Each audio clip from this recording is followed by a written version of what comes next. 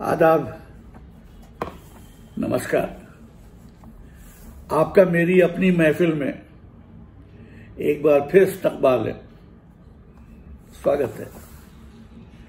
आज मैं आपको सुना रहा हूं जनाब दीपक बुद्धकी साहब का एक और अफसाना।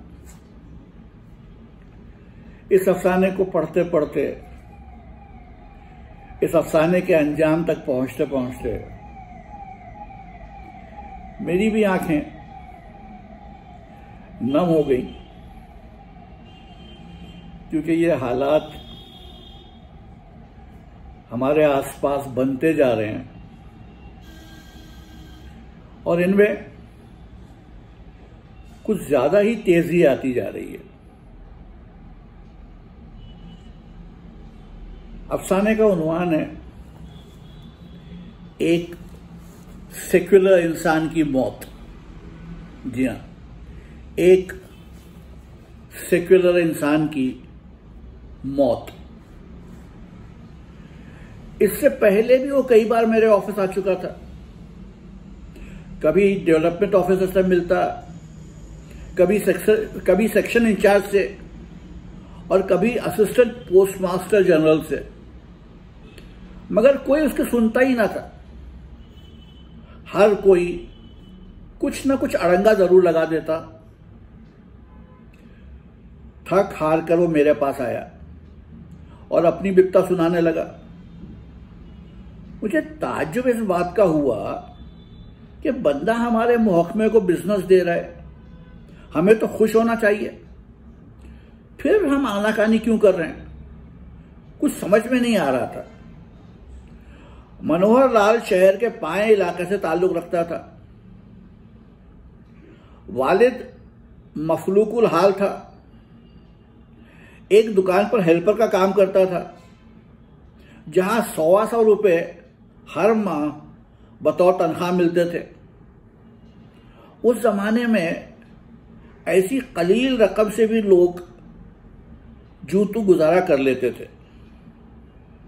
वालिदा थी कि जो जोड़ तोड़ करके घर चला लेती और वक्त जरूरत अपने भाई बहनों से भी मदद मांग लेती। उधर सरकारी स्कूलों में तालीम मुफ्त दस्तयाब थी, इसलिए मनोहर और उसके भाई का दाखिला वहीं कराया गया। बाद में बहन भी गवर्नमेंट गर्ल्स स्कूल जाने लगी।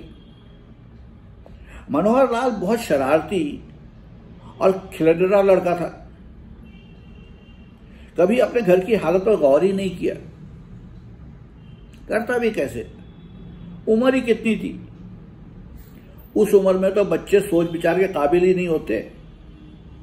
फिर माहौल और दोस्त भी ऐसे थे कि दिन भर घूमना, स्कूल से अक्सर गैर हाजिर रहना, सिनेमा के 3rd क्लास टिकट घरों के सामने कतार बांधना या स्टेडियम में फुटबॉल मैच देखना उनका मामूल बन चुका था। अक्सर एक ही सिगरेट को आपस में बारी बारी पी लिया करते और रात गए घर लौटते। बाप की नजर पड़ जाती तो सरजनिश करता, मगर ममता की मारी मां दरगुजर करती।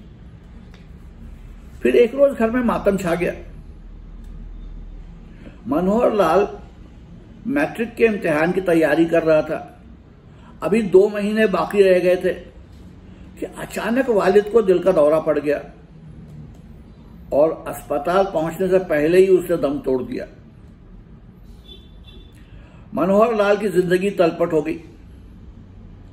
उसके सर पर आसमान टूट पड़ा और वो खुद को संभाल ना पाया। इम्तिहान देने की तो सुध-बुध ही ना रही। वालिदा ने जब बेटी की यह हालत देख ली तो उसकी ढारस बंधाई और उसको बदले हुए हालात से समझौता करने की सीख दी, जिसकी वजह से मनोहर लाल ने दोबारा कमर कस ली और इम्तिहान के लिए तैयारी करने लगा। आखिरकार नतीजा सामने आया। उसने इम्तिहान में कामयाबी तो हासिल कर ली, मगर 3rd डिवीजन में। आगे रास्ता बंद नजर आया। जिंदगी ने बहुत जल्दी अपना मकरूह चेहरा दिखा दिया। बेमाया और तरसा जिंदगी ने मनोहर लाल को बहुत कुछ सिखा दिया। उसने अपनी जिंदगी में गरीबी और मुफलिसी का हौलनाक चेहरा देख लिया। गरीबों की तलब, तड़प और कर्ब ने उसको मुकम्मल तौर पर बदल दिया। खुशकिस्मती से एक रिश्तेदार ने म्युनिसिपल कमेटी में आर्जी तौर पर वार्ड ऑफिसर की मुलाजमत दिलवा दी, जो 3-4 साल के बाद मुस्तकिल हो गई। मनोहर लाल इन बातों से बेफिक्र रहा और दयानतदारी से अपना काम करता रहा। उसने अपनी जून बदल ली थी। वो रात दिन म्यूनिसिपैलिटी के गरीब खाकरूबों की जिंदगी संवारने में मुनहमिक हो गया।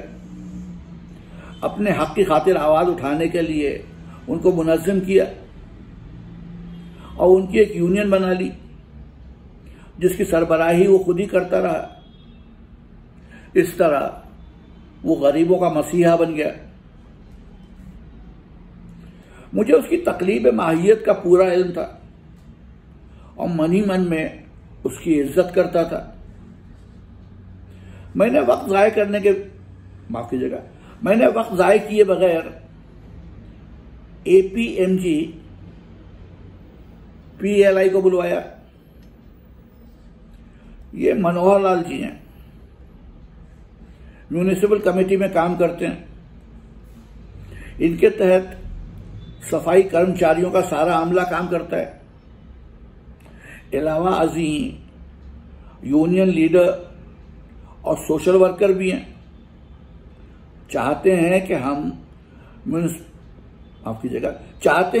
म्यूनिसिपैलिटी के सभी सफाई कर्मचारियों का इंश्योरेंस कर लें। मुझे तो अच्छी तजवीज़ लग रही है, फिर हम इसमें बेवजह देर क्यों कर रहे हैं? मनोहर लाल जी कहते हैं कि उन्होंने कई बार इस दफ्तर के चक्कर लगाए, मगर यहां कोई सुनता ही नहीं। क्या मैं जान सकता हूं कि वजह क्या है? सर बात मामूली सी है, मगर इनकी तजवीज से हमें बहुत परेशानी उठानी पड़ेगी। अशोक चोपड़ा ने जवाब दिया, आप प्रॉब्लम तो बता दीजिए, हल करना मेरा काम है। सर, मनोहर लाल जी चाहते हैं कि हम सभी कर्मचारियों का प्रीमियम उनकी तनख्वाह से काट लें। यह तो बहुत मुश्किल काम है। इसका हिसाब कौन रखेगा? और फिर सारा रुपया डाक खाने में कौन जमा करेगा? मनोहर लाल उसकी बात काट कर बोला, सर, इसमें कोई मुश्किल नहीं होनी चाहिए। हम अपने कैशियर से कह देंगे, वो हर एक की तनख्वाह से प्रीमियम काटा करेगा और उसका हिसाब अलग से रखेगा। फिर हर महीने बिला नागा सारा रुपया आपके डाक खाने में जमा करेगा। आपके कवायद और ज़वाबित के मुताबिक इस तरीके कार के लिए उसको कुछ कमीशन भी मिल जाएगा। मुझे यकीन है कि वो खुशी से ये काम करेगा। ठीक है, मैं कल अपनी टीम को आपके दफ्तर भेज दूंगा।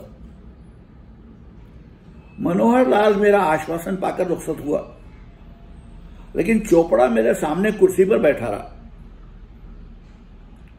सर, मेरी तो कुछ समझ में नहीं आ रहा है कि ये पंडित मुसलमानों के लिए इतनी चिंता क्यों करते हैं, और वो भी मेहतरों के लिए।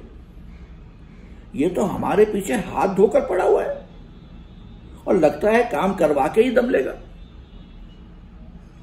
दरअसल बहुत अरसे से फिजा फिरके वाराना कशीदगी के बायस मुकद्दर हो चुकी थी और लोग एक दूसरे से भुने बैठे थे, लेकिन अभी तक उसमें इतनी शिद्दत नहीं आई थी कि एक दूसरे की बहबूदी के बारे में सोचना ही बंद कर देते। ठीक ही तो है, आपको इसमें क्या परेशानी है? मैं अशोक चोपड़ा से मुखातिब हुआ, सर परेशानी ये है कि इंफरादी तौर पर एक सफाई कर्मचारी सिर्फ 5,000 का इंश्योरेंस कराएगा, जबकि दूसरे महकमों से हमें एक एक आदमी से 50,000 के प्रपोजल मिलते हैं। इस तरह हमारा पेपर वर्क 10 गुना बढ़ जाएगा। दूसरी मुश्किल यह है कि मुलाजिम एक जगह से दूसरी जगह बदलते रहते हैं, फिर उनका हिसाब रखना मुश्किल होता है। उस पर तुर्रा ये कि तनख्वाह से प्रीमियम काट कर हमारे पास शेड्यूल टाइम से नहीं आते हैं, कई बार तो मांगते मांगते थक जाते हैं।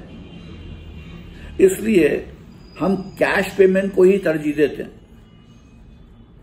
अगर वो चाहें तो सभी बीमेदार अपनी अपनी बीमे की किस्त हर महीने डाकखाने में जमा कर सकते हैं और बासाब्ता उसका इंदराज अपने प्रीमियम रसीद बुक में करा सकते हैं।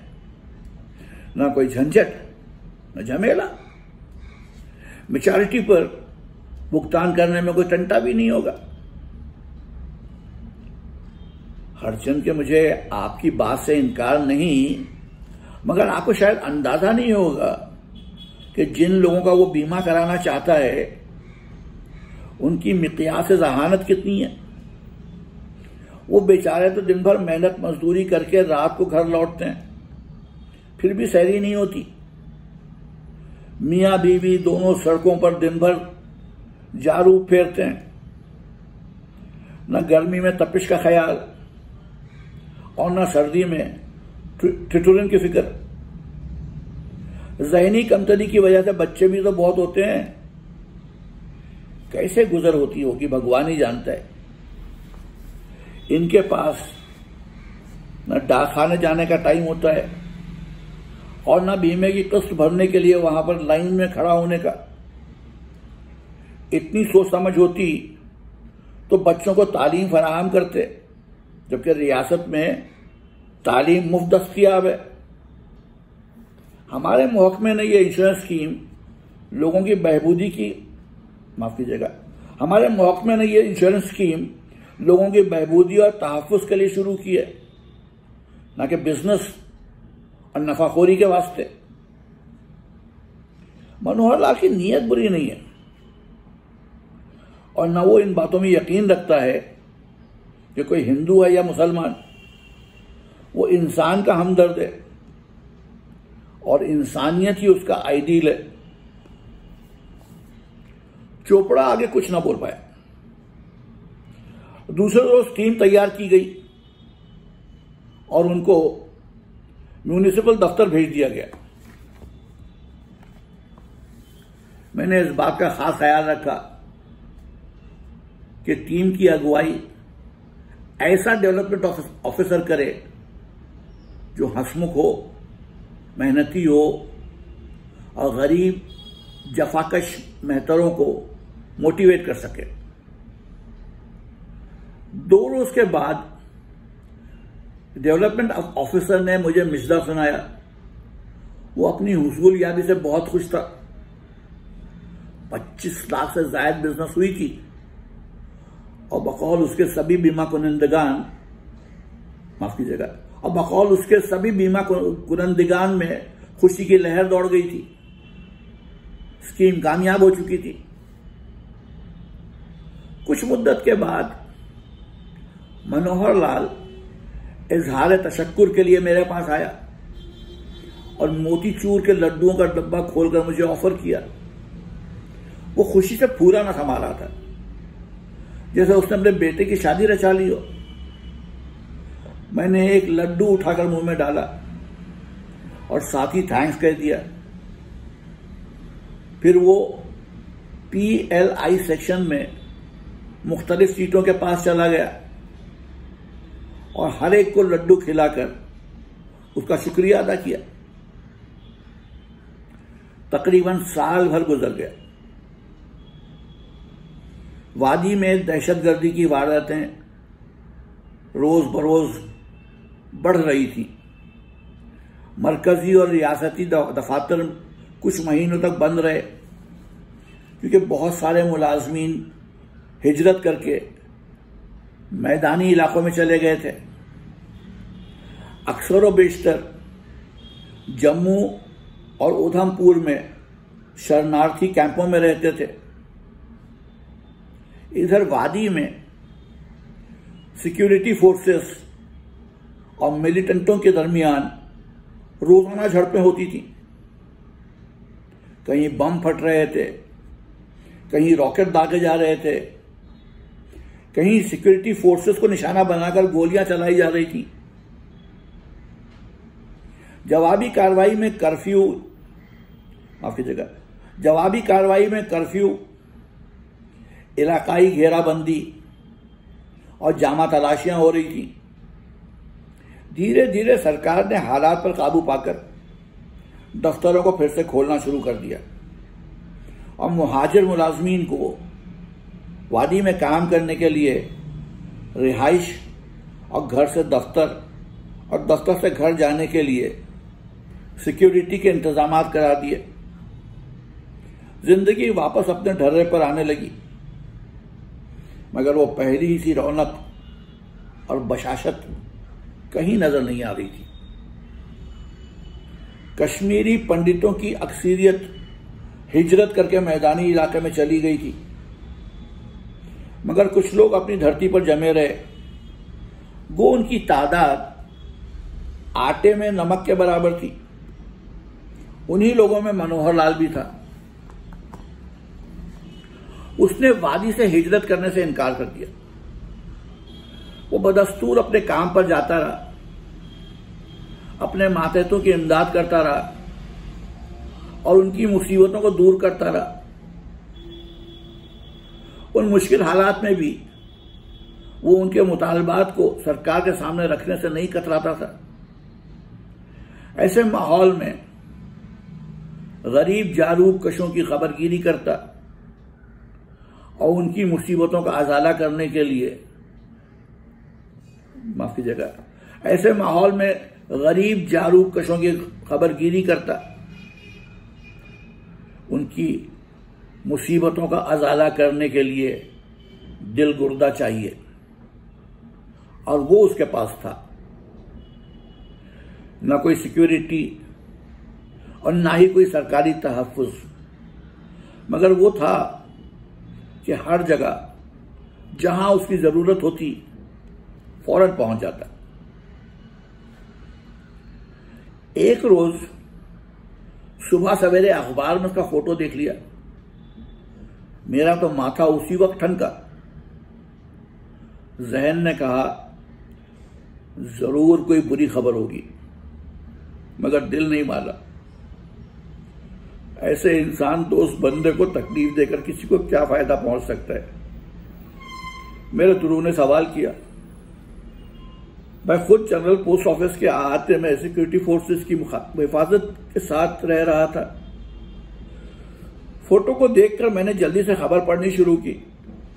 लिखा था कि कल रात मिलिटेंटों ने म्युनिसिपल कमेटी के मनोहर लाल को हलाक कर दिया और उसकी लाश पुलिस को किरण नगर चौक के पास मिली।